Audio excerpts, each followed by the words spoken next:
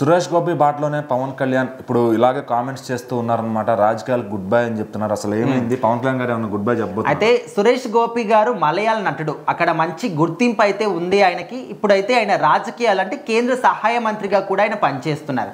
So ఇప్పుడు ఏంటంటే ఆయన రాజకీయ పరంగా అదేవిధంగా సినిమాల పరంగా కూడా చర్చనీయాంశంగా మారిపోయేటటువంటి కొన్ని కామెంట్స్ చేయడం జరిగింది. సో దాని గురించే ఇటు పవన్ కళ్యాణ్ గారిని కూడా ముడిపెట్టి అందులో మాట్లాడుతున్నారు. అసలు ఆయన ఏం మాట్లాడారు, పవన్ కళ్యాణ్కి ఏం సంబంధం, ఆయన ఎందుకు టార్గెట్ చేస్తున్నారు, ఆయన గురించి ఎందుకు మాట్లాడుతున్నారు అంటే, సో మరి సురేష్ గోపి గారు ఏమన్నారు అంటే, రాజకీయాల్లో ఉన్నంత మాత్రాన అసలు నాకు ఇన్కమ్ అంటే ఆదాయం రావట్లేదు, సో నేను మళ్ళీ సినిమాలు చేస్తాను, ఇక పదవికి నేను రాజీనామా చేసేసి సినిమాలు చేసుకుంటాను, అక్కడ నాకు కావాల్సిన రెమ్యునరేషన్ వస్తుంది అనే విధంగా ఆయన కామెంట్ చేశారు. సో ఆ కామెంట్ చేసినటువంటి వీడియోస్ కానీ ఆర్టికల్స్ కింద కామెంట్ ఎట్లా పెడతా ఉన్నారంటే, సో మరి పవన్ కళ్యాణ్ గారు కూడా అదే బాటలో వెళ్తున్నారు కదా, అంటే సినిమా రంగంలో మంచి గుర్తింపు వచ్చింది. సో రీసెంట్గానే అంటే 10 సంవత్సరాలు కష్టపడ్డప్పటికి కూడా ఇప్పుడు డిప్యూటీ సీఎం హోదాలో ఉన్నారు, మంచి గుర్తింపు అయితే వస్తుంది రాజకీయ పరంగా కూడా.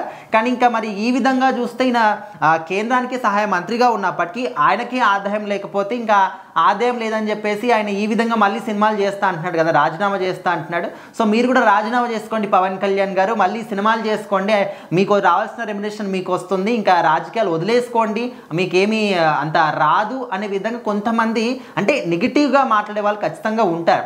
ఆయన మంచి పని చేసినా చెడ్డ పని చేసినా ప్రతి ఒక్క దానికి కూడా చాలామంది ఎప్పుడు ఇక్కడ చిన్న మిస్టేక్ దొరుకుతుంది, ఎప్పుడు ఏ మాట మాట్లాడతాడు, ప్రతి ఒక్క దానికి కూడా అడ్డుపుల్ల వేయడానికి రెడీగా కూర్చొని ఉంటారు.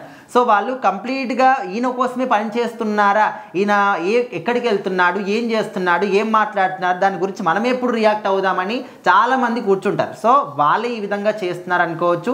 మరి ఆయన సురేష్ గోపి గారు అంటే ఓకే, ఆయన ఒపీనియన్ చెప్పుకున్నారు, అంటే ఆయన అంటే కామెడీగా అన్నాడా, లేకపోతే ఏదైనా సందర్భంలో అన్నాడా, లేకపోతే నిజంగానే ఆయనకు ఆదాయం రావట్లేదా, సో రాజకీయాలకు వెళ్ళింది ఆదాయం కోసమేనా అంటే, ఇక్కడ పవన్ కళ్యాణ్ గారి ఉద్దేశం వేరు, ఆయన లైఫ్ గోల్ వేరు. సో మరి అక్కడ ఆయన లైఫ్ గోల్ వేరే అయి ఉండొచ్చు, ఆయన ఆదాయం కోసం వెళ్ళుండొచ్చు, ఈయన మాత్రం జనాల సంక్షేమం కోసం, రాష్ట్రం అభివృద్ధి కోసం రాజకీయాల్లోకి వచ్చాడు. అది ఎవ్రీ పాయింట్లో కూడా, ఎవ్రీ మూమెంట్లో కూడా మనకు కనిపిస్తుంది.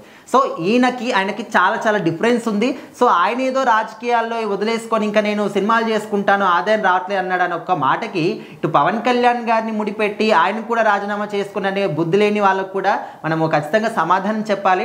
ఎక్కడ ఏ ఇష్యూ జరిగినా కూడా దానికి పవన్ కళ్యాణ్ గారి ముడిపెట్టడం, అది తెలుగు రాష్ట్రాలకు సంబంధం లేని విషయం అయినప్పటికీ కూడా పవన్ కళ్యాణ్ గారిని ముడిపెట్టడం అనేది చాలా అంటే కామన్గా మారిపోయింది. సో ఇలాంటివన్నీ కూడా చేయకుండా అసలు వాళ్ళు పని చేస్తున్నారా లేదా, చేయకపోతే ప్రశ్నిద్దామని ధ్యాస కూడా ఎవరికి లేకుండా ఎప్పుడు చూసినా కూడా ఈ విధంగా నెగిటివ్గా మాట్లాడమే పనిగా పెట్టుకున్నారు. సో ఇక మీదటైనా ఇలాంటి మానుకుంటే బాగుంటుంది అని చెప్పేసి కూడా జన సైనికులు కూడా అందరికీ ఈ సూచనలు ఇస్తూ ఉన్నారు.